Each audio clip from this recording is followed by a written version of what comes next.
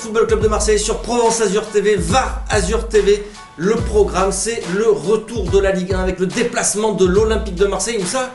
À Toulouse. Et oui, ça sera le gros match, la grosse affiche de ce week-end. Dimanche soir, 21h pour l'Olympique de Marseille. Il y aura un gros débat un petit peu plus mercato sur l'avenir de Strootman. On en parlera dans cette émission. Il y aura également forcément les paris FCM avec notre partenaire Unibet. Voilà, gros programme pour cette émission. Avec qui ? Avec Hervé Berkane qui était avec nous. Ça va, Hervé ? Ouais, ça va, super, merci. Ouais. Et toi, ça va ? Ben, moi ça va super bien, ça y est, c'est le retour de la Ligue 1. 4 jours sans Olympique de Marseille, c'est la dépression. Et on a le plaisir de recevoir avec nous Romain. Ça va, Romain ? Ça va, merci, en pleine forme. Grand spécialiste du football italien. Voilà, la crème de la Tu crème. écris aussi sur le site Sur le site calciomio.fr, ouais. Calcio Mio, et ça tombe bien parce qu'on va parler de qui ? On va parler de Kevin Strootman, et on va aussi essayer de dénicher un petit peu quelques petits bons plans mercato. Et ouais, c'est le retour des bons plans mercato avec qui ? Avec Mourad. Et voilà, et tu m'as même pas demandé de les faire puisque d'habitude tu me tannes pour retrouver des joueurs, et je dis mais c'est bon, on les a tous épuisés, et là je l'ai fait de moi-même, quoi. C'est même pas tu m'as même pas forcé. Tu as fait les bons plans, tu savais même pas que Romain Cimarano, parce que j'ai pas dit ton nom de famille tout à l'heure, désolé. Je t'en prie. Tu savais même pas qu'il venait et qu'il allait en plus pouvoir apporter un petit peu des précisions sur tout ça. Voilà. Et cependant, on connaît bien Calcio Mio sur Football Club de Marseille parce qu'on avait donc reçu Valentin, qui est désormais le correspondant de l'équipe en Italie et qui est le créateur de Calcio Mio. Et aussi, je connais personnellement Léo, qui est un éminent membre du VBFC aussi, un club secret. Ça te plairait, Hervé? C'est un club secret qui joue au foot. C'est un site, c'est des amis, quoi. Voilà. C'est la grande famille des sites internet. Bon, on s'arrête là. Oui. On passe tout de suite on passe tout de suite à l'avant-match de cette rencontre. Olympique de Marseille contre Toulouse.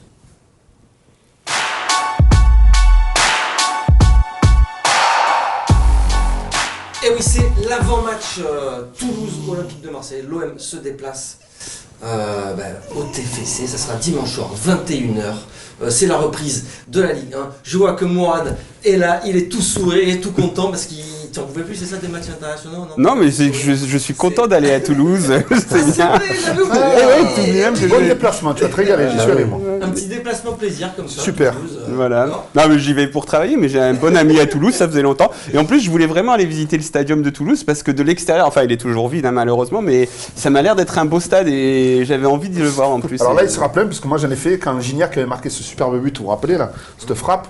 Et tu vas voir, c'est hallucinant, il n'y a que des Marseillais dans le stade. Oh, j'imagine. C'est à ce point-là? Ah oui, non, c'est à ce point. J'ai jamais fait, moi. Je te jure, comme il dit, il est à 2 tiers vide, on va dire, chaque fois. Et ben là, il y a un bon tiers qui vient de toute la région. Il y a un peu des Marseillais, les nôtres, mais il y en a de partout. Et quand il y a un but, ben, tu vois de partout ça se lève dans le stade. D'ailleurs, ça avait embêté l'ancien entraîneur de Toulouse, Pascal Duprat, qui avait dit « Venez pas au stade, machin ». C'est ça, exactement. Qui avait fait du Pascal Duprat. Alors messieurs, désolé d'interrompre votre petite conversation entre vous.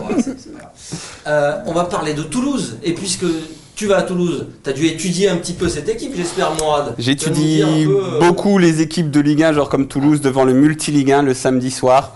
Je vous conseille quand même de boire quelque chose en même temps, c'est mieux parce qu'il n'y a pas beaucoup de buts, pas beaucoup de fun. Mais donc j'ai vu jouer Toulouse plusieurs fois et c'est une équipe en crise quand même, hein, parce qu'il a déjà viré son entraîneur Casanova, qui, comme souvent, Toulouse, souvent ils débutent bien et puis à un moment, en plus ils ont une communauté sur internet de fans sympas à Toulouse. J'aime vraiment, pour de vrai, j'aime bien, il y a des sites sympas comme lesviolets.com, le Capitole, etc. Et puis ils sont là, ils disent oh, on va jouer la Ligue des Champions. Et puis après 4 journées, non, en fait, ils jouent pas la Ligue des Champions et c'est la crise. Donc Casanova a été viré, Camboiré l'a remplacé. Camboiré qui était censé apporter donc de la solidité, parce que Camboiré c'est d'abord les coronesses, quoi. C'est son discours, il est hallucinant, Camboiré à chaque fois. Et pourtant, depuis qu'il est là, ils prennent 3 buts à chaque match ou presque. Donc ça se passe pas très bien. Ils ont quand même battu Lille pour le premier match de Camboiré, mais sinon c'est une équipe très fébrile derrière et qui a quand même du talent devant, parce qu'il y a Max Alain-Gradel qui se fait toujours un plaisir de marquer contre l'OM, même s'il n'est pas très en réussite. Il a quand même marqué un joli coup franc récemment contre Rennes, il me semble. Et Koulouris, un attaquant grec qui est un petit peu qui est pas trop mal, qui est plutôt intelligent dans son jeu, etc., qui a mis 3 buts, je crois. Et Dosevi, qui est aussi un bon petit joueur de Ligue 1. Donc ils ont une belle petite attaque, mais c'est un peu le bordel dans le reste de l'équipe, et ça défend pas très bien. Bon messieurs, avec toutes ces petites informations de Mourad Arts, signé Mourad Arts, est-ce que vous êtes inquiet pour l'Olympique de Marseille dimanche? L'Olympique de Marseille qui reste sur 2 victoires consécutives quand même, et deux belles victoires contre des adversaires, des concurrents directs, voilà, 2 grosses victoires pour le Lille et Lyon. Romain, faut pas gâcher ça maintenant. Bah, ça te pose un contexte qui est forcément assez particulier. C'est-à-dire qu'on vient de se donner un bol d'air incroyable, avec 2 victoires très importantes, structurantes même, parce que tu peux te dire que ça va être des matchs références pour le reste de la saison, mais c'est un peu comme après une soirée, attention à la gueule de bois. C'est-à-dire que si tu te retrouves à Toulouse avec une contre-performance, c'est sûr que tu vas te reposer des questions, comme au début de saison, sur la façon dont on joue. Donc oui, pas inquiet, mais gros enjeu. Et ouais, c'est ça, parce que on a toujours ce doute avec l'OM, on ne sait pas encore. Alors, on a ces 2 matchs références, en tout cas 2 victoires contre des gros, mais voilà. Attention à pas faire une Lyon, quoi, en fait, parce que quand Romain parle de la gueule de bois, vous vous souvenez, Lyon qui bat le PSG, qui fait des mugs et tout, et puis après, je sais plus, ils avaient pris, c'était l'année où on va en finale d'Europa League, là, ils avaient fait une série de contre-performances après derrière, alors qu'ils avaient leur match référence. Donc attention à pas sous-estimer les petits. Écoute, si on reste dans cette énergie de l'humilité, parce que je pense qu'il leur a fait descendre un paquet d'étages à VB, hein. Il leur a dit, bon écoutez-moi les gars, si vous voulez vraiment jouer au ballon et gagner, il faut être déjà humble. Je pense qu'il ne devrait pas avoir trop de difficultés vu le contexte. Bon, le seul truc qu'il y a, c'est que nous, on a quand même 3 belles absences quand même. C'est ça, c'est important. C'est le seul truc qui me titille. Voilà. C'est surtout derrière, voilà. Alors ça, on en parlera juste après. Voilà, bon, c'était juste autrement. Toulouse, ça a toujours été. Moi, j'ai toujours de bons souvenirs. Si j'ai fait 2-3 déplacements, on a toujours fait de belles victoires là-bas. Camboiré, donc je l'ai rencontré lors d'une soirée, on avait des amis en commun, j'ai parlé quelques minutes, et dès que j'ai dit que j'étais Marseillais, écoute-moi, c'était un voile. J'ai dit, mais tu te rends compte, le mec, il est plus âgé que moi, bon, moi je dois le respect. Tu dis, mais c'est des basiques, quoi. Je veux dire, c'est pas quelqu'un qui a la hauteur. C'est Marseillais, le mec, il se ferme, tu regardes, il se remet dans l'assiette. Pourtant, j'ai passé une soirée avec Luc Sonor, tu vois. Alors là, c'était du niveau aussi. Mais il était plus sympa, quoi. Comme coach, il t'inquiète ou pas? Non, moi je pense que c'est un mauvais entraîneur de fond de Ligue 1, pour moi. Voilà. C'est-à-dire que c'est tout ce qu'on déteste du football français. Pas de prise de risque, pas de rêve, tout à la niaque. Mais c'est nul, quoi. C'est nul. Ouais, mais ça peut être suffisant peut-être pour embêter cette équipe. Non, moi je pense que c'est un entraîneur de Ligue 2, moi. Non, mais je te le dis. Je pense que c'est un bon entraîneur de Ligue 2, mais c'est pas quelqu'un qui a le niveau de la Ligue 1. Alors que je pensais que c'était moi qui allais défoncer Camboiré, parce que c'est l'entraîneur, je pense, que j'aime le moins en Ligue 1. Bon, bah, j'ai plus rien à dire, en fait. Mais je vous invite à relire sa première expérience. Genre, le mec, il arrive sur le banc de Toulouse, et là, il dit, bon, déjà, j'ai arrêté de regarder la Ligue 1. Ça m'intéresse pas. Donc, je crois qu'on joue contre Lille, c'est ça? Et puis, bah, après, on va gagner des duels, et puis être costaud défensivement, et puis, le beau jeu, on verra ça après. C'est, comme tu as dit, c'est tout à fait ça. C'est la Ligue 1, comme on la déteste, les multi-Ligue 1 qui font que c'est très embêtant. Mais heureusement, il n'arrive pas à faire ce qu'il veut faire, parce que ces joueurs, ils gagnent pas des duels, apparemment, ils en gagnent offensivement. Le mieux, quand ils perdent 3-2 contre Lyon, donc il dit, à la fin, quand même, il dit, bah ouais, bah c'est ça, quand on attaque comme des fous, là, ben, on perd à la fin. Je dis, mais c'est pas possible. Et donc, forcément, après avoir dit tant de mal, il va sans doute nous battre. En tout cas, défensivement, il peut peut-être nous poser des problèmes. Et l'Olympique de Marseille, le gros problème ou les gros problèmes de l'Olympique de Marseille, ça va être surtout les absences dans le secteur défensif. Et là, il y a 3 gros absents avec Alvaro, Tchaleta Tsar et Jordan Amavi. Messieurs, c'est gros problème ça, non, pour l'Olympique de Marseille qui avait retrouvé une stabilité, notamment avec Alvaro. Et finalement, ce qui va se passer aussi, c'est qu'au-delà du remplacement des absences elles-mêmes, tu vas être obligé de faire reculer Camara, qui avait pris cette position, je pense, qui convenait à peu près à tout le monde et qui avait réussi à convaincre les supporters. Et là, je pense que de toute façon, il n'aura pas le choix que d'aligner Perrin Camara derrière. C'est ce qui va se passer, ouais. Et donc, comment on réorganise notre milieu de terrain? Moi, je pense que c'est ça le principal enjeu de ce match, ou en tout cas la principale interrogation. Comment on réorganise le milieu de terrain sans Camara en sentinelle? Messieurs, pour répondre à cette question d'ailleurs, comment tu ferais toi, Hervé, si on se base maintenant, enfin si on se focus un petit peu sur la compo de l'Olympique de Marseille?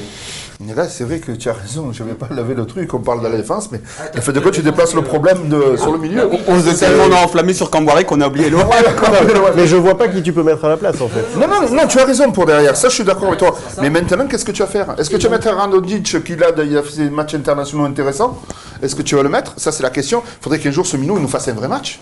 quand même. Il a marqué. Et oui, il a marqué, mais il paraît qu'il a une densité. Il a fait un match de joueur de ballon professionnel, ce qu'on n'a pas trop vu chez nous, malheureusement. Non, mais il a fait quelques. Bon, il était sur la pente ascendante. Il a été meilleur, la seconde mi-temps qu'il avait fait la dernière fois. Avant qu'il sorte de l'équipe de manière logique. Bon, Rongier, il a l'air d'être taulier maintenant, je pense. Morgan Sanson, les 2 derniers matchs, il a été très bon. Et je pense que voilà, c'est vrai qu'il est déplacé. Et après, ces 3 milieux, Romain, voilà, a raison. C'est un petit peu ça qui va conditionner le reste aussi. Et on parle pas, mais c'est vrai, mais la défense, ça va aussi être important. J'espère que Sakai, il est bien remis parce qu'il est semblé être un peu épuisé. Tout ça, il a quand même fait un match international, donc Sakai devrait être à gauche. Donc après, en défense centrale, tu devrais avoir Camara, Perrin, ce qui est quand même très inexpérimenté, même si Camara commence à avoir un peu de bouteille. Et à droite, Sarr. Donc le tout, ça fait un édifice. C'est pour ça que j'espère que Sakai sera bien là, parce que ça fait un édifice défensif qui est pas très solide en apparence. Ensemble, sans doute, ouais, je pense. Il y a des matchs quand même, d'avoir des automatismes. Dans une phase où l'OM avait du mal à gagner, justement. Non, mais dans leur équipe. Non, en équipe de jeunes, oui, en pro, ils n'ont jamais joué ensemble, mais puis Camara et enfin même Tchaleta Tsar, même Perrin, tu as l'impression qu'ils sont meilleurs que s'ils ont quelqu'un d'un peu expérimenté, même si Perrin, en fait, il a joué quand Alvaro n'était pas là. Mais donc déjà tu as ça, donc va falloir vraiment compter sur Sakai pour apporter un peu d'expérience. Après comment tu relances et après le milieu de terrain, logiquement, tu devrais partir sur Strootman en 6 et Rongier et Sanson devant. Donc Rongier, Sanson. Lopez va jouer sur une aile, non? Est-ce que Lopez, tu le remets pas sur le côté? T'en penses quoi, toi, de Romain, justement, de Lopez sur un côté? T'as convaincu ou pas? Alors, je sais pas si ça m'a convaincu sur le plan technique. Je sais pas si le garçon est devenu meilleur. Ce que je vois chez lui depuis qu'il joue sur une aile, c'est qu'il prend confiance, qu'il se porte vers l'avant. Il arrête de faire. Enfin, moi, ce qui m'insupportait, c'est de se la jouer. Là, je sens que tu vas partir sur un terrain glissant. Non, mais il se la jouait à Lougara, c'est-à-dire que c'était de la passe en retrait en permanence. C'était compliqué. Pour moi, c'était compliqué. Et je trouve que depuis qu'il est sur un côté, il a cette espèce d'aisance, de confiance en lui. Je ne sais pas si c'est d'ailleurs très lié au fait qu'il soit sur un côté ou si c'est son repositionnement en termes de hauteur sur le terrain. Mais dans tous les cas, ça fait plaisir à voir cette capacité pour lui. Et je suis pas un critique d'ailleurs des passes en retrait. C'est quand même quelque chose de très important. Il en faisait pas. En fait, je pense que Lopez et parce qu'après, il y a eu un moment on lui a montré, c'était Canal, je crois, qui lui a montré cette stat. Il faisait partie, je crois, des 5 joueurs qui faisaient le plus de passes vers l'avant en Europe. Ah oui. Mais en fait, le truc, c'est que et moi, j'ai souvent eu ce débat avec beaucoup de monde parce que j'ai tendance à beaucoup défendre Lopez, mais on lui reprochait de faire des passes latérales. Mais il fait tellement de passes, donc en effet, il faisait beaucoup de passes latérales, mais il faisait aussi beaucoup de passes vers l'avant. Une fois au stade, je me suis amusé à faire un petit tiré à chaque fois qu'il faisait une passe vers l'avant. Il en fait plein, sauf que si tu fais une passe vers l'avant et que le mec derrière il se tourne et il y a pas de solution, et ben ça passe vers l'avant c'est pas une passe de dingue. Parce qu'on lui reprochait surtout, c'était de pas être tranchant en fait. Ligue des Champions. Voilà, ou de pas avoir la passe clé. Tu vois, il faisait pas beaucoup de passes clés. Ce qui est vrai, c'est que dans la perception du supporter, et effectivement la statistique permet d'affiner, dans la perception, juste l'impression générale que tu as du bonhomme, je trouve que là il prend une épaisseur, quoi, une confiance en lui. Ah oui, pour moi, il était très convaincant et je suis content d'avoir Romain aujourd'hui parce que les analyses sont poussées et là, je me sens loin. Il a raison, c'est vrai qu'il a cette aisance et c'était d'une fluidité vers l'avant qu'on n'avait jamais connue. Je trouve que sa prise de décision, des fois, il portait un peu trop le ballon, de 2, 3, 4, 5 tours de balle. Il était un peu forcé aussi. Ouais, parce oui, mais est-ce que c'est AVB qui lui a dit, bon, tu joues sur l'aile, maintenant tu arrêtes de toucher le ballon, il faut que tu prennes une décision plus vite, provoquer plus vite.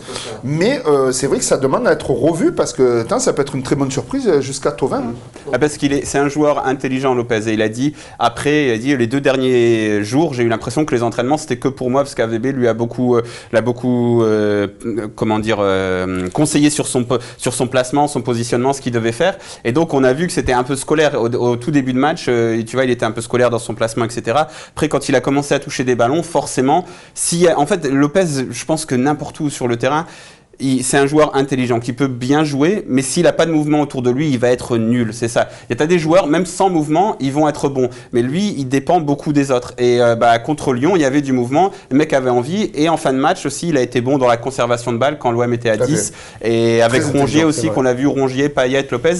Mais Lopez, il a besoin de mouvement. Donc à droite, moi, je suis pas contre le revoir. Mais dans une équipe qui joue et où il y a... Donc pour vous, c'est Lopez. Alors il y a un autre joueur qui est assuré d'avoir sa place de titulaire, c'est Benedetto, mais un Benedetto qui n'a plus marqué depuis 5 matchs. Est-ce que vous êtes inquiet pour l'attaquant de l'Olympique de Alors c'est Marseille. inquiétant et pas inquiétant. Inquiétant parce que c'est vrai qu'il n'a pas marqué depuis 5 matchs et on dirait qu'ils ont du mal à le trouver. Par contre, ce qui n'est pas inquiétant, c'est qu'on a des solutions de repli, il y a d'autres mecs qui marquent. On n'est pas monodépendant de lui comme tu as pu l'être des fois sur un attaquant. Donc c'est vrai, Ces mais là... dernières années, on n'a pas été trop dépendant des attaquants. Je suis allé chercher Loen, c'est vrai que je suis allé chercher Shenyang et tout ça, je suis allé chercher Loen dans mon esprit, c'est vrai, tu as raison. Mais ce que je veux dire, c'est que par contre, c'est... Nous dépendants, Voilà, c'est- mon Dieu, j'ai vu Jamais. un article là... Cher Mitroglou, tu me fais de la peine maintenant. Et il est mal barré. Et donc, par contre, c'est vrai que là, il faudrait qu'il renclenche une série. Il faut Oui, absolument voilà. qu'il plante là. Ouais. Parce qu'autrement, il risque petit à petit de se retrouver un manque de confiance et tout. Là, il faudrait qu'il vraiment, il le cherche vraiment dans le jeu. Vraiment tous. Ça peut être le match justement pour lui, pour se relancer, tu penses peut-être. On va jouer en contre, de toute façon, je pense. En contre, l'OM Je pense que là. Non, on vient de. Non. Avec tout ce qu'on a dit en première partie, à mon avis, on va se retrouver face à un mur, quoi, plutôt, non Je pense qu'ils vont devoir faire un résultat quand même, Toulouse, là. Ils vont devoir jouer. Même contrairement à ce qu'ils disaient Camoré, ils vont pas se mettre derrière et nous, enfin, je sais pas. Ou alors Camoré, il est pire que ce que je croyais, quoi.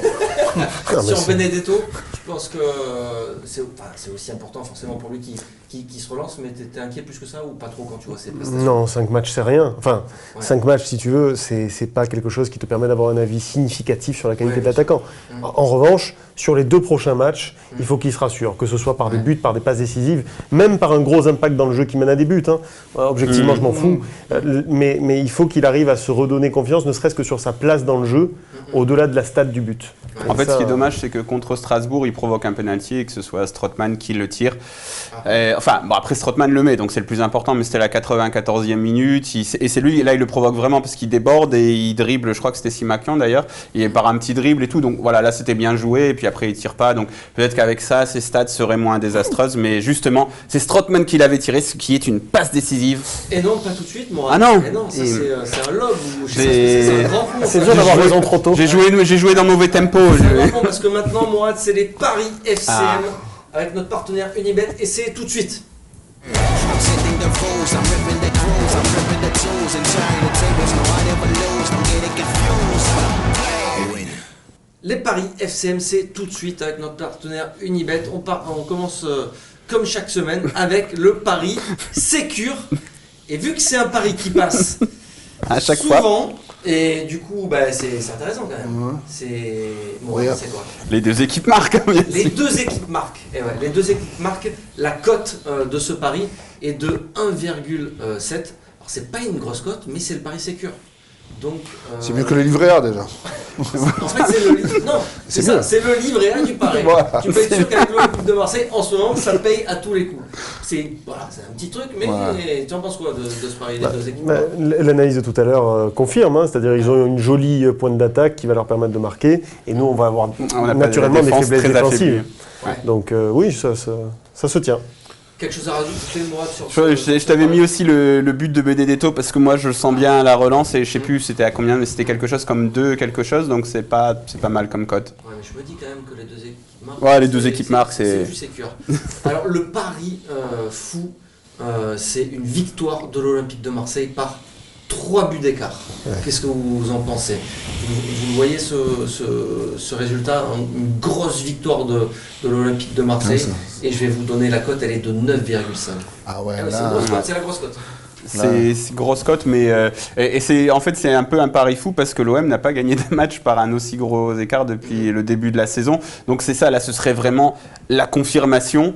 Mais d'un autre côté, je lui dis bon, Toulouse a perdu son dernier match 3-0 contre Montpellier, si je dis pas de bêtises. Donc bon, c'est faisable. Alors on passe maintenant au combiné du week-end. Les combinés, ça concerne les équipes qui jouent le podium avec l'Olympique de Marseille. Voilà, Lyon? Ah non, merde. Les 10, c'est- les 19 autres équipes à part Paris, voilà. Brest, c'est Strasbourg, c'est toute la Ligue 1. Sauf que là, on a sélectionné quand même Lyon-Nice. Ouais, Lyon, Ouais, quand même. Lyon, ils jouent le podium, mais bon, ils sont 14e. À Nice, je vous dis, bon, ils sont aussi pas très bien en fait. Alors, Lyon-Nice, on a sélectionné une victoire de Lyon. La cote est 1,42. Bordeaux-Monaco. On a sélectionné une victoire de Bordeaux également et la cote est à 3,20. Donc c'est une grosse cote. Et puis Saint-Étienne-Montpellier, on a choisi un match nul. Ouais, c'est des matchs sympas quand même ce week-end pour la course au podium. On a sélectionné donc sur ce match Saint-Étienne-Montpellier un match nul. La cote est à 3,40. 15. Voilà, c'est notre combiné. Sur ces matchs-là, il y en a un qui vous intéresse plus particulièrement. Vous voyez, il y a ce Lyon-Nice. Bordeaux-Monaco, moi, m'intéresse. Ah ouais, Bordeaux-Monaco m'intéresse parce que je suis pas certain que Monaco reste dans la tête dans le sac pendant toute la saison. Je pense qu'ils ont les moyens de vraiment bien se relancer. Il faut voir. Mais je pense que ça peut être typiquement le genre de match qui peut les remettre dans le bain. Nous, on a mis Bordeaux. Moi, je mettrais une piécette sur un match nul. D'accord. Hervé, sur les autres matchs Moi, je mettrais une piécette sur une défaite de Lyon à domicile. mais ça, c'est, j'ai vu un discours de management là sur Internet de Garcia à la mi-temps de l'OM. Merci. Le funambule. Qu'est-ce que tu m'as régalé. En fin de compte, tu ne s'est pas trompé sur toi. Tu avais des masques avant nous, parce qu'on connaît le football à Marseille. C'est incompréhensible. C'est la folie. Il parle de tout, sauf de football dans ce truc. Ouais, on dirait un entraîneur de U12. Le funambule. Voilà, c'est un phénomène. Moi, je dis que c'est le plus gros fumeur sur la place publique de l'histoire du football français en tant qu'entraîneur. Mourad, sur ces matchs-là. On va tout de même dire que j'ai failli réussir le combiné la semaine, il y a 2 semaines. Plutôt je préfère plutôt me jeter des fleurs parce qu'on est très nul sur les combinés depuis qu'on a commencé cette séquence Paris. Et j'avais tout bon, à part c'était Nice-Bordeaux et j'avais mis la victoire de Bordeaux et Bordeaux a fait nul là-bas. Parce que Bordeaux, c'est une bonne équipe, même si j'aime pas trop le club en règle générale, mais j'aime bien ce coach, etc. Donc j'espère qu'ils vont pas trop réussir non plus. Mais Monaco, en fait, moi j'ai aussi ce truc-là. Il y a quelques semaines, je me disais non, Monaco va se reprendre. C'était à Montpellier, je crois. Et je m'étais dit bon là, ils avaient gagné 1 ou 2 matchs, même s'ils ont une défense en bois, ils vont réussir. Et puis ils s'étaient fait détruire à Montpellier. Donc Monaco, c'est tellement incompréhensible cette équipe. Donc je me dis que je les vois bien perdre, mais. Voilà. Allez messieurs, on va donc passer au gros débat. Faut-il laisser partir Kevin Strootman au mercato d'hiver? On va en parler tout de suite, mais vous le savez, comme chaque week-end, le Paris Sécure, c'est penalty pour Lyon. Allez, Magnéto Serge.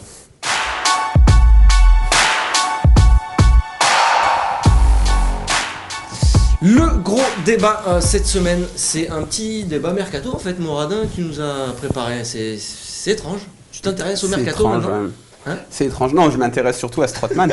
Tu t'intéresses surtout à Kevin Strootman. Messieurs, la question, elle est simple. Si demain, il y a une offre pour Kevin Strootman, parce qu'on en a parlé pendant cette trêve internationale, est-ce que vous le laissez partir? Écoute, selon l'expression qui court en ce moment sur Internet, il ne nous a pas offert des paillettes, hein, le Kevin. Donc, je veux dire, c'est-à-dire qu'on n'a pas eu, pour l'instant, on n'a pas eu un gros match, sauf le premier qu'il avait fait, je crois, à Monaco. On avait dit, ouh. C'est vrai. Mais voilà, après, quand on gratte un peu, on sait très bien ce qui s'est passé. C'est que ce transfert a été forcé. Et il y a d'ailleurs un médecin qui est parti, qui était contre sa venue, parce qu'il avait dit que les genoux, c'était pas ça, quoi. Et même lui, il a avoué, je crois, à la fin de la saison dernière, il a dit, j'y arrive pas. Donc, est-ce que je lui souhaite de se remettre? Parce que les genoux, j'ai un genou détruit depuis 25 ans pour une petite histoire. Je sais que ça fait très mal et c'est chiant, surtout quand il y a un joueur de haut niveau. J'espère pour lui qu'il va se remettre, mais je pense que là, on est arrivé à Marseille où je vois plus l'intérêt de l'avoir de l'équipe. Et si on arrive à faire un bon coup avec le Milan AC, admettons qu'on va en parler, pourquoi pas, si tout le monde est heureux, quand tout le monde se tire vers le haut. Mais là, il va falloir le déstocker parce qu'il t'a coûté cher, tu le revends, et plus tu avances dans le temps, et moins tu en tireras de l'argent et on ne s'en sortira pas, ça va être un gouffre financier. Voilà. Mais attention, parce qu'il n'avait pas dit qu'il n'y arrivait pas. En fait, il a dit quand il est arrivé en Ligue 1, ce qui l'avait surpris, c'était l'intensité. Et justement, on en discutait avant l'émission avec Romain, c'est qu'il disait il y a beaucoup de joueurs qui courent vite, il faut courir tout le temps. Et justement, donc toi qui regardes beaucoup la Serie A, tu me disais avant l'émission qu'en fait, en Serie A, c'est moins intense. En fait, il y a un problème d'intensité. Un problème d'intensité. Donc c'est pour ça que Strootman réussissait encore en Serie A à briller. Non, je suis pas certain que ce soit la seule explication, mais ça en fait partie, c'est sûr. Quand on voit le Kevin Strootman de la Roma des grandes années, celui qu'on a aujourd'hui, c'est vraiment le fantôme ou c'est le cousin, je sais pas, mais en tout cas, il y a un vrai problème. Alors, excuse-moi de te couper, mais même de celui d'il y a 2 ans blessure, en fait, d'après retour. À la Roma, celui qui marque un but d'après blessure, il de Ligue des Champions. Il marque pas en demi-finale. Non, il fait une passe. Il est titulaire. Mais celui d'après blessure, il n'est pas vendu pour rien à ce moment-là, de toute façon. Ouais. Donc oui, c'est déjà pas le même. Mais honnêtement, celui qu'on a aujourd'hui à Marseille, quand on voit les performances, c'est l'ombre de lui-même. Donc l'explication, oui, sur l'intensité. d'intensité en Serie A. Est-ce qu'il a réussi à surnager? C'est clair qu'il y a un problème d'intensité en Serie A. C'est un diagnostic qui est aujourd'hui très partagé. On voit un club comme l'Atalanta de Bergame qui est capable de faire de vrais miracles en championnat d'Italie, qui est aujourd'hui la meilleure attaque de Serie A, et qui en même temps, dès qu'il faut passer le plafond de verre de la Champions League, est un club qui n'y arrive pas. Et vraiment, ce côté intensité, capacité à être à fond pendant 95 minutes, capacité à tenir des duels à tous les niveaux et à tous les postes, c'est quelque chose qui aujourd'hui en Serie A, si vous regardez un match, même les matchs de très haut niveau, pose problème. Strootman, de toute façon, si on ne se convainc pas d'emblée qu'on va faire une moins-value et que cette moins-value sera une moins-value importante, on ne va jamais le lâcher. Et on ne va jamais le lâcher, on finira par le laisser partir libre. Donc autant, oui, je suis assez d'accord avec Hervé, autant se convaincre... Parce que le salaire, ça te coûte tous les mois. Il faut se convaincre maintenant, c'est 600 000 €. Parce qu'aujourd'hui... Les charges, ça fait 1 million à peu près. Il faut se convaincre maintenant. Aujourd'hui, sportivement, on est d'accord qu'il apporte... strictement rien à l'Olympique de Marseille. En fait, c'est parce que c'est clair qu'il apporte strictement rien. Moi, j'ai essayé de le défendre pendant un moment, etc. On a tous voulu y croire, en attendant, parce que je pense que c'est quelqu'un de très bien. Et en plus de ça, c'est vrai. C'est ça, tu vois, c'est ça qui mais c'est pour ça que je cherche des pistes un peu pour encore croire en fait parce qu'il était quand même titulaire à la Roma avant de venir chez nous. Et je pense que sur la demi-finale contre Liverpool, il est titulaire sur un des deux matchs et sur l'autre, il n'est pas titulaire parce que justement peut-être qu'ils avaient besoin d'intensité. Et moi, je pense que la réponse, elle est un peu là-dedans. Pourquoi ça a été un tel flop? C'est parce que Strootman convenait pas au championnat de France tout simplement, et qu'en plus en Serie A il jouait plutôt vite. Comment il peut faire 30 matchs par saison à la Roma sur les 2 dernières saisons avant de venir ici et être comme ça mais il les fait les matchs en fait, il les a fait, il a pas été souvent blessé Strootman depuis qu'il est arrivé à l'OM. C'est juste qu'il est pas bon en fait, mais il est pas souvent blessé et donc c'est ça, je me dis il y a peut-être une lueur parce que même parce qu'il était mieux entouré aussi là-bas peut-être. Pas seulement, mais je pense qu'il y a aussi un contexte global parce que la Ligue 1 c'est chiant, on s'est moqué de Toulouse, des multi-Ligue 1 etc. Et je suis encore une fois je suis comme notre ami Nassim, si j'ai le choix entre même un Fiorentina Inter de Milan et un vieux Brest Saint-Etienne, et ben je vais regarder Brest Saint-Etienne même si je critique toujours la Ligue 1, je vais regarder la Ligue 1 quoi. C'est horrible, mais c'est pas possible. Mais parce que te faire du mal. Non mais parce qu'il y a un attachement, c'est les équipes contre qui l'OM joue etc. T'as envie, tu connais. Oh là là, moral. Mais oui, non, mais c'est c'est beau. Je me rends bien compte que c'est triste pour moi quoi de regarder les matchs. Et je me souviens une fois il y avait un Barça Real, j'étais devant un vieux match de Ligue 1 tout pourri. Enfin bref, c'est pas grave, mais dans tous les cas, moi je me dis, mais même par rapport pour vendre Strootman, il faut trouver un moyen de le rendre attractif parce que là, il est, mais je veux dire Grégory Sertic là en ce moment à l'Olympique de Marseille, c'est pas possible. Et peut-être que les dirigeants de Serie A, ils savent que en Serie A, il peut peut-être encore faire quelque chose. Donc c'est un peu l'espoir qu'il y a derrière ces rumeurs parce que si l'intensité de la Ligue 1 c'est trop. L'intensité de la première ligue, je pense pas que ce soit trop fait pour lui, et la Bundesliga où c'est transition, ça va pas non plus être ça. Donc si tu as un recruteur un minimum compétent, il va pas aller chercher Strootman et on va jamais le dégraisser. Romain parlait de moins-value, effectivement aujourd'hui on parle peut-être d'un transfert autour de 8-12 millions grand max. Et c'est vrai que là, la moins-value, elle serait quand même... Oui, mais tu vas gagner de l'argent si tu vas maintenant sur les salaires que tu dois les verser jusqu'à la fin du contrat. C'est là.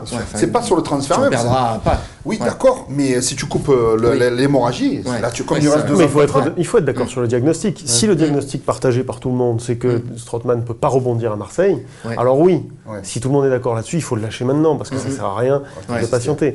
Moi, je pense qu'il y aura un problème, et Mourad a raison, c'est que ça va être très difficile de le rendre attractif, même pour les clubs de Serie A en réalité. Alors justement, on parle de Milan. Toi qui connais bien ce club. C'est mon club de cœur. Milan, c'est le club familial, donc je suis doublement, en fait, je suis un peu en espion ici, hein, c'est-à-dire que je suis à la fois juge et parti. Milan, c'est sûr, a un vrai besoin de renforcer son milieu de terrain, et donc il prospecte énormément. Boban est missionné pour trouver un milieu de terrain. Le problème dans cette histoire, c'est qu'aujourd'hui, il s'agirait de remplacer un des deux, Biglia ou Kessié, qui ont un problème. Soit Biglia dans ses capacités de construction du jeu qui sont plus qu'elles étaient avant, soit Kessié dans sa capacité justement à mettre de l'intensité dans un match. Je ne crois pas que Strootman soit capable de prendre la place en étant meilleur qu'un des deux. Et pourtant Dieu sait que tous les week-ends je râle sur leur performance, mais je ne suis pas certain que Milan ait intérêt à le prendre. Donc, mais les rumeurs qu'il envoie là-bas, tu t'en penses quoi? Non, je pense qu'elles sont crédibles, mais je pense que ce serait ajouter au tableau de chasse des erreurs de mercato du Milan depuis maintenant 5 ou 6 ans. Ils sont pas à une près, ils peuvent en faire. Ça va. Une de plus, une de moins. Ça va, allez-y, Strootman. Et ils ont les moyens. Aujourd'hui, il faut aussi que vous sachiez que la situation financière du Milan est catastrophique. Ouais. C'est-à-dire que les bilans, je crois que le bilan est à moins 180 millions d'euros sur l'année 2018. Quand même. Il était à moins 160 sur l'année 2017. Non, je me trompe, c'est moins 180 sur 2019, moins 160 sur 2018. Le fonds de plus ou de moins. Non, mais le problème, c'est que tu as aussi des Américains à Milan. C'est-à-dire que c'est le fonds Elliott qui aujourd'hui est aux commandes, qui a mis à la tête du club, j'allais dire en vitrine, les anciens de la maison. Mais les Américains n'injecteront pas de l'argent éperdument et jusqu'à la fin des temps. Parce que c'est vrai que tu cites Boban. Boban, ça a été un joueur merveilleux. Ouais. S'il pouvait être un aussi mauvais recruteur qu'il a été un très bon joueur, prends Kevin, franchement, Zvoni, c'est pas mal. Ouais. Alors, selon RMC, l'entraîneur de l'Olympique de Marseille ne serait pas contre non plus un départ de Strootman, à une seule condition, c'est qu'on lui trouve au moins un joueur, alors peut-être pas au même poste, mais en tout cas un joueur supplémentaire au milieu de terrain. Oui, parce que lorsque tu te retrouves à obliger Camara à revenir en défense centrale, Oui. tu penses nécessairement à Strootman, c'est le seul capable d'occuper un poste de 6 aujourd'hui. Donc aujourd'hui, messieurs, vous en pensez quoi de ça? Quel type de joueur, quel profil il faudrait prendre si on perd Strootman? Un numéro 6, c'est ce que tu viens de dire, Oui, en gros. c'est poste pour poste. Après, on a parlé de ce jeune là tout à l'heure, là, que tu me parlais de Benaracé, là. Et surtout parce que il faut un profil qui couvre beaucoup de terrain. C'est ça le truc, c'est que l'OM de Villas-Boas laisse beaucoup laisse beaucoup de terrain sur les transitions offensives défensives, et que Strootman il était toujours en retard, et que là avec Camara d'un seul coup on a vu qu'il était capable d'avoir de l'activité et de colmater un petit peu sur certaines actions. Alors, moi, merci.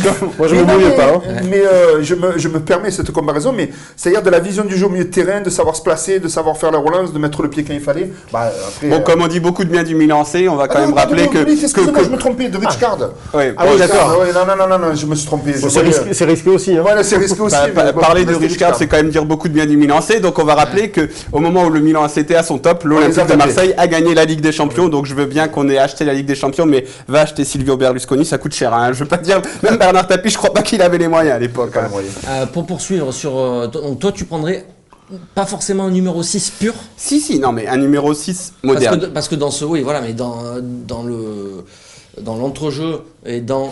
Qu'est-ce que c'est un numéro 6 pur? C'est qui le numéro non, mais 6 je de veux dire, l'équipe de France? un joueur qui va jouer devant la défense au poste dans Ouais, ce mais 4-3-3, voilà, mais Après, le numéro 6 oui. maintenant dans le football moderne, il doit avoir d'autres qualités, De la et relance. je pense qu'il doit aussi avoir surtout un gros volume de jeu. En fait, moi je pense que l'Olympique de Marseille a besoin d'un mec qui Ah, défensivement N'Golo a un gros volume de jeu. Alors, Ah, on va aller un N'Golo petit peu Kanté. plus loin et on va proposer... On a failli. Et on va proposer des noms, c'est nos fameux bons plans mercato, et Mourad en a préparé 3. Vous allez nous dire ce que vous en pensez. Alors, bon plan mercato numéro 1, Mourad. Voilà, c'est un peu des bons plans mercato préparés à l'arrache dans le train. Donc je réfléchissais un peu aux joueurs qui pourraient être intéressants, parce qu'il faut aussi quelqu'un qui soit adaptable tout de suite, qui puisse jouer tout de suite. Donc qui connaissent un peu le championnat français, les joueurs français. Alors au premier, c'est un peu je l'ai appelé le bon plan mercato Vincent Labrune. C'est Lucien Agoumé. Je sais pas si vous voyez qui c'est. Donc il est à l'Inter Milan. Putain, j'ai essayé de le dire avec l'accent italien, j'aurais pas dû. À l'Inter.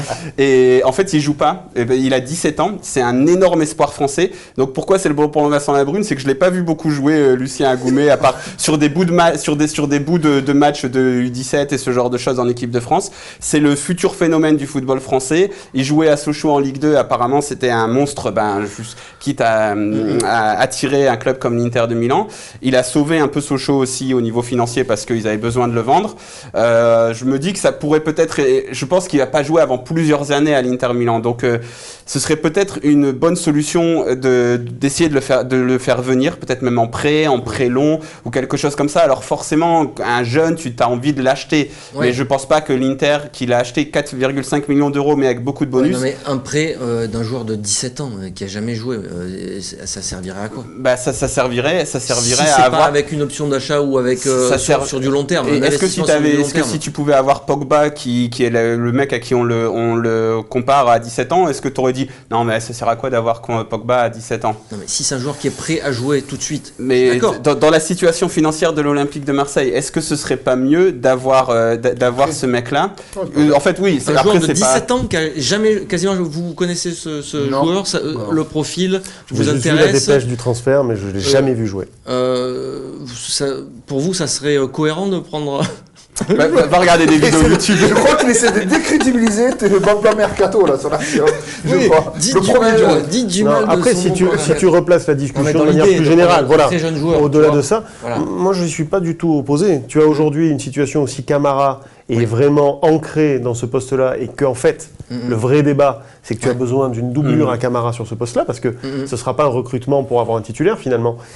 Je pense que ça vaut le coup d'avoir une expérimentation comme celle-là, à condition qu'elle soit financièrement viable et que tu puisses avoir un contrat qui soit quand même pas un prêt de 6 mois. Parce que non, un mais prêt de c'est 6 mois, ça, ce serait vraiment On ridicule. voit des prêts de Parce que là, ça 18 sert à mois rien. et des choses comme ça. Mais après, oui, non, mais après, tu as raison aussi de dire il y a des limites évidentes à ce transfert. Et après, j'ai envie de te dire, tous les transferts, il y a des limites assez évidentes au truc. Et oui, forcément, Après, ce si serait- tu peux ramasser, parce que là, tu m'as marqué 4,5 millions d'euros, ça doit être la cote Transfermarkt, c'est ça? Non, c'est le prix que Le prix, l'Inter a c'est le payé prix pour que l'Inter a l'obtenir. payé.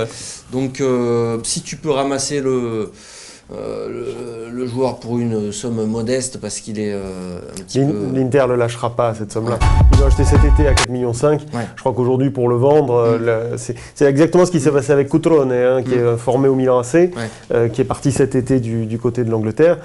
Ils l'ont formé, ils ont eu une offre, je crois, qui était à 20 ou 25 millions. Ils l'ont uniquement lâché parce que ça faisait une plus-value dans un ratio suffisant. L'Inter sera exactement dans la même réflexion. Alors, on peut passer au deuxième bon plan mercato de Mourad, qui est... Alors ça, c'est le bon plan mercato rêvé dont tu vas pouvoir beaucoup parler parce que, comme beaucoup de Français d'origine algérienne, j'ai suivi la CAN avec beaucoup d'attention cet été et j'ai vu un mec qui s'appelait Ismaël Benasser qui a tout cassé et Ryan nous dit il a même peut-être été élu meilleur joueur du tournoi ou quelque chose comme ça. Il était énormissime et apparemment il sortait déjà d'une grosse saison, c'était où, à Empoli, c'est ça? Oui. Et il était pas très bien au Milan AC. Malheureusement, le Milan vient de changer de coach. Et apparemment, donc maintenant, il est titulaire. Et donc, moi, je me disais, s'il y a moyen de profiter d'un peu du bordel qu'il y a au Milan, si Milan est intéressé par Strootman, et s'il y a moyen de faire un truc... Alors là encore, c'est très tiré par les cheveux. Hein. C'est comme à Goumet, c'est vraiment des trucs... il faut voir, mais apparemment, c'est mort, quoi. Là, maintenant, il est titulaire et... Je ne suis pas dans la tête de Pioli, mais depuis que Pioli a pris la place de Gianpaolo à Milan, il lui a vraiment donné sa place de titulaire sur plusieurs matchs. Il a été convaincant et il illumine le jeu. Moi, c'est le seul truc que je peux dire vraiment sur lui, c'est qu'il illumine le jeu parce que, bon, après nous c'est très sombre, hein. Tu passes ta vie avec Biglia et Kessié, c'est ce que je vous disais tout à l'heure. Le fait de voir arriver un vrai créateur capable de se porter vers l'avant, d'offrir des solutions à nos ailiers comme Sousso et Çalhanoğlu, c'est sûr que ça change la donne. Moi je ne crois pas à l'option d'une vente de Benasser mais alors par là, on Milan. n'est plus trop dans le profil, alors si? Si, Benasser, il a aussi le truc, c'est qu'avec l'Algérie, il était aussi un peu plus défensif. Il a un gros volume de jeu, il récupère beaucoup de ballons et quand tu les récupères, il fait pas n'importe quoi avec. Parce que ça serait pas encore un copier-coller Non, il est plus défensif. Sanson, Lopez, Rongier? Non, c'est pas le même profil de joueur. Moi je suis, si tu le fais Je jouer, veux casser tous tes bons plans. si tu le fais démarrer, non mais si tu le fais démarrer en 6, c'est sûr que tu changes complètement de philosophie par rapport à Strootman. Ouais, c'est que tu es moderne en fait. D'un seul coup, tu as un joueur moderne à ce poste-là, ce qui n'est pas Strootman. Et aussi, il est né à Arles aussi, Benasser. Et il a 21 ans et il a été recruté pour 12 millions, il me semble, cet été. 16 millions d'euros. 16 millions, ok, c'est peut-être pas la... Ok, bon, même 16 millions d'euros, 21 ans, le mec, enfin, je sais pas comment ça se fait que l'OM se réfléchit pas à ce genre de truc, mais tu me disais aussi, par contre, il y a Kessié qui était très bon avant d'arriver au Milan. Oui. Alors le Milan a un peu tendance à détruire les joueurs ces derniers temps, et est-ce que lui, il n'y a pas moyen de le récupérer un peu contre Strootman? Si le Milan est effectivement très intéressé par Strootman, ce que je ne sais pas aujourd'hui, mais qui a l'air d'être bien réel, ça peut rentrer dans la balance. Kessié a quand même... Il a une légitimité en Italie, parce qu'il a fait 2 très belles saisons à Bergame, et lorsqu'il est arrivé à Milan, il était très attendu. Ça va pas être difficile, ça va pas être facile de le faire partir pour la gouvernance du club. En revanche, il est pris en grippe par les supporters. Donc aujourd'hui, Kessié, c'est un joueur qui est pris en grippe par les supporters, c'est-à-dire qu'il y a une espèce de lassitude de certains de ses comportements, alors pas comportement humain, c'est un type très bien, mais de comportement de joueur de foot sur le terrain, qui fait que même s'il fait un bon match, parce que ça lui arrive encore de faire des matchs très corrects, il est pris en grippe et c'est très difficile de se sortir de ces nasses-là parce que on n'est plus dans l'objectivité, on n'est plus dans quelque chose de rationnel, c'est une colère qui est un peu sourde, quoi. Donc oui, Jordan Amavi peut en témoigner. il faut voir. Après, c'est sûr que nous, nous, Strootman, ce serait peut-être pas mal d'en récupérer un peu d'argent plutôt que de l'échanger avec un caissier qui, pour moi, est en vraie perte de vitesse du côté de Milan. Dans un championnat où, justement, ces qualités qui sont de mettre de l'intensité dans un jeu devraient faire la différence et où elles ne le font pas. Donc j'ai peur d'une greffe un peu ratée du côté de Marseille derrière. Ok. Mourad, est-ce que tu as un troisième bon plan mercato? J'en avais un que j'ai noté qui me revient plus à l'esprit. Oui, le troisième, bien c'est sûr. le plan censé. On a appelé ça le plan censé. C'est le plan censé, oui. C'est C'est, Ibrahim Sangaré, voilà. J'y étais bref. Ibrahim Sangaré qui est donc à Toulouse et qui est très grand, Ivoirien de 1m91, 95. 1m91 très exactement. Un profil à la Zambo. Un peu à la Zambo. Il y avait eu quelques rumeurs au mercato d'hiver dernier selon lesquelles l'OM serait intéressé justement pour remplacer Zambo qui manquait déjà beaucoup à l'équipe à l'époque. C'est quelqu'un qui a des stats... Apparemment, les recruteurs l'ont déjà beaucoup remarqué sur les stats au niveau des ballons récupérés, des kilomètres parcourus, etc. Et pourquoi j'ai pensé à lui en fait hier? Bon, déjà parce qu'on va jouer à Toulouse, donc ça aide. Et puis en fait, Toulouse, il est un petit peu, il a été sorti à la 27e minute, il me semble, par Camboiré récemment dans un match. Humiliation. Voilà, il a été rappelé de la Coupe du Monde ou de la Coupe d'Afrique junior ou quelque chose comme ça, un peu, alors qu'il était avec sa sélection ivoirienne des moins de je sais plus quel âge. Ils l'ont rappelé en urgence, ils l'ont forcé à revenir. Ça a l'air de plus être trop l'amour fou entre Toulouse et Sangaré. À l'époque, Sadran était parti pour demander beaucoup d'argent. Et dans tous les cas, moi je me dis qu'on va pas pouvoir avoir, si Strootman part et si on veut un remplaçant, l'information c'est que Villas-Boas veut quelqu'un, même un jeune, pour au moins apporter de la rotation, etc. Et je me dis que Sangaré, c'est peut-être le moment d'aller le chercher, au moment où sa cote est un peu en baisse. C'est toujours un pari de prendre un jeune parce que tu sais jamais... de toute manière, les joueurs sur lesquels tu n'as aucun risque, tu peux pas les prendre à l'OM. Et ça peut peut-être être le moment d'aller voir le terrain un petit peu, combien ils en demanderaient Toulouse, est-ce qu'il y a moyen de le faire rêver aussi un petit peu en lui disant ouais, t'es dans une mauvaise situation à jouer le maintien à Toulouse, on te respecte pas, viens chez nous, peut-être quelque chose comme ça quoi. Hervé, parmi tous ces bons plans, il y en a un qui t'a séduit plus, un petit peu plus que les autres, ou sinon quel type de joueur toi tu verrais, un jeune joueur aussi pour... Écoute, alors dans les trois, c'est sûr que c'est celui du milieu que tu as dit, Milan AC. Seulement, c'est l'histoire de tarif, c'est toujours pareil. On ne peut pas se payer ça, nous, je pense, à l'heure actuelle. Sauf si d'un coup, on arrive à bien vendre Strootman. Peut-être qu'il y a rajouté que quelques millions d'euros. Après, ce qui est rassurant, par contre, avec AVB, contrairement à d'autres entraîneurs, c'est que je pense qu'il s'est travaillé avec la matière des jeunes. Tu vois ce que je veux te dire? Il y en a, des entraîneurs, il leur faut toujours des vieux roublards de suite parce qu'ils n'ont pas le temps. Et c'est pour ça que les trois profils que j'ai sélectionnés aussi, c'était dans cette idée-là de prendre des jeunes. C'est pour ça que j'ai vu ton message sous-jacent. Et ta sélection est bonne, contrairement à ce que dit Jimmy Fallon de la Ciotat. Merci. Voilà, merci monsieur le maire. Non, je vous en prie. Donc, non, je ne vais pas me présenter aux élections, que tout le monde soit d'accord. Voilà, après... C'est la variable avant, je veux bien qu'il fasse venir l'argent, mais on sait très bien que si lui il n'arrive pas à partir, comment tu vas retrouver de l'argent? Donc on fait peut-être une supputation énorme. Après c'est de la fiction, savoir si tu perds Strootman, quel type de joueur tu prends derrière. De toute façon, comme a dit Romain, ça ne sera pas un titulaire qu'ils vont recruter, c'est quelqu'un qui va faire le bis quoi, sur un poste. Alors justement, c'est une question qu'on peut se poser, parce que tu parlais de Camara, effectivement, on sera peut-être tous d'accord pour dire qu'à ce poste-là, il a fait des bonnes choses jusqu'à présent, mais c'est pas son poste. Et lui, déjà, il a dit une chose, et il l'a dit à plusieurs reprises. Je veux jouer derrière. Il veut jouer derrière. Alors, comment on le gère, ce cas, justement, messieurs? C'est un vrai choix d'entraîneur, hein. C'est-à-dire que s'il considère que Camara, c'est dans son système celui qui va lui apporter les meilleurs résultats, je ne vois pas un mec comme AVB flancher. Quitte à devoir le prendre comme il l'a fait avec Lopez, c'est-à-dire à l'individualiser, à lui expliquer pourquoi il a besoin de lui à ce rôle au moins pendant les 6 mois à venir. Il faudrait vraiment un miracle pour qu'on arrive à avoir une conjonction où on trouve un remplaçant à Strootman qui, en plus, est capable d'être meilleur que Camara en sentinelle, et donc qui légitimerait le retour de Camara derrière. Moi, je pense qu'il a une transition, comme Laurent Blanc à l'époque était passé numéro 10 à libéraux, comme Dimeco était passé derrière gauche à attaquant. Des fois, tu as une rencontre entre un entraîneur et un joueur qui fait qu'il y a une révélation. Il ne faut pas qu'il le prenne comme une punition. Peut-être l'entraîneur a raison. Comme Jérémy Morel, central. Voilà, ça lui a sauvé de sa carrière. Parce que, à la fin de sa carrière. Il avait fait une belle carrière avant, enfin, honorable. Voilà.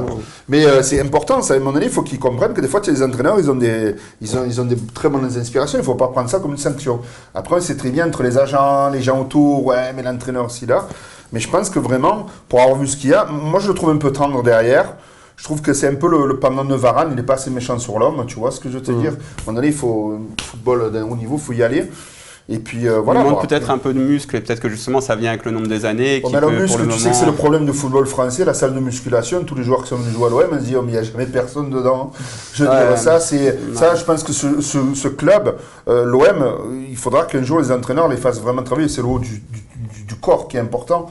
Je vous avais raconté une anecdote au FC Porto, pourquoi ils ont des résultats, ils ont gagné plus de Coupes d'Europe que nous. Je connais un agent qui a assisté à un entraînement, les mecs pendant 1 heure ils se tapent à l'épaule en l'air quoi, pour être sur tous les contacts, mais un truc de fou. Il a dit mais qu'est-ce qu'ils font? Il me dit ben là ils vont faire 2 heures de muscu, comment tous? Ils regardaient, alors qu'à l'OM, tout le monde le sait qu'il y en a 2-3 chaque fois d'un sur 20 qui vont faire la muscu. Et ça, c'est vrai qu'on a beaucoup de joueurs qui nous passent, que c'est pareil pour Lopez, hein, s'il faisait un peu plus de muscu. Regarde ce qui a sauvé Valbuena. Valbuena était quand même assez musculeux comme mec. Il était petit mais il était musculeux. Enfin, là je m'égare un peu là-dessus, mais ce que je veux dire c'est que moi je pense que ça, ce truc du physique à l'OM, un jour il faudra vraiment l'adapter. Parce que on a plein de joueurs qui auraient pu passer un niveau, je pense qu'ils n'étaient pas assez physiques, quoi. Mais physique dans l'impact. Mourad, sur Camara. Bon, je sais pas. En fait, moi, c'est plus, tu vois, généralement que j'ai envie de parler. Donc, tu veux faire un dénigres autre mes bons plans mercato, je dénigre tes questions. Écoute, mais c'est toi qui as fait le programme, Mourad. Non, mais justement pour aller, tu vois, un peu pour aller vers la conclusion de ce truc, c'est que j'ai l'impression que l'Olympique de Marseille, quand l'OM a eu de l'argent, ils ont fait un recrutement à handicap, c'est-à-dire qu'après ce recrutement, eh ben tu rames pour essayer de le rendre à peu près acceptable. C'est-à-dire que on a juste cité Mitroglou, on va ramer pour rendre ça pour essayer de limiter la casse. Strootman, on est à un point où on essaye de limiter la casse. Balotelli, on a en fait limité un peu n'importe comment la casse.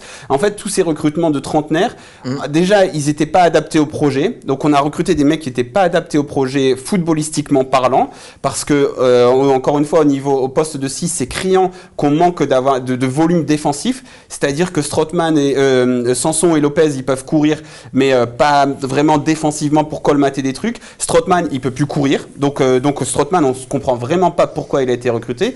Donc ce recrutement, encore une fois, et en plus on a beaucoup parlé du Milan AC, avoir de l'argent, ça ne fait pas tout. C'est-à-dire que tu peux avoir de l'argent et faire n'importe quoi. Et nous, on a fait un recrutement n'importe quoi. Et maintenant, on travaille et on rame pour essayer de le rendre, de s'en sortir. En fait, on a fait un recrutement à boulet avec ce truc. Et maintenant, on essaye d'avoir quelque chose d'à peu près normal. C'est-à-dire que les jeunes, tous les clubs recrutent des jeunes. Pourquoi ? Parce que peut-être que le talent, maintenant, comme je disais tout à l'heure, si un joueur... Tu ne prends aucun risque au moment où tu le prends. Le Real Madrid peut faire ça. Le Liverpool peut faire ça. Même le Milan ne peut pas le faire à l'heure actuelle. Prendre un joueur dont tu es sûr à 300% du truc, tu peux pas. Et le talent, il est où ? Le talent, il est accessible chez les jeunes. Et donc, c'est pour ça que je pense qu'il faut des jeunes avec du volume. Accessible, oui, non, il est de moins en moins accessible. On voit il est accessible. On regarde Lyon a réussi à le faire. Lille réussit à le faire. Oui. Pourquoi l'OM pourrait pas réussir à le faire ?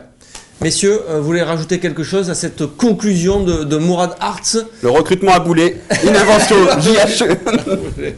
Allez, on va s'arrêter là. Alors, Mourad, merci. Merci Romain, tu reviens quand tu veux. Merci. C'était très, très plaisant de t'avoir parlé. C'était sympa d'être avec vous. Même si j'ai un peu trop parlé. Ouais. Ça, Mourad, il me fait des programmes pour me dire allez, là on va faire 45 minutes et puis il parle pendant 2 heures et l'émission elle dure 1h30. Merci Romain, merci Hervé, merci à tous. Prochain rendez-vous, prochain débat foot Marseille, ce sera lundi 17h30 sur Football Club de Marseille, après ce match Toulouse-OM qui sera dimanche soir. Allez, à très bientôt sur Football Club de Marseille. Ciao ciao.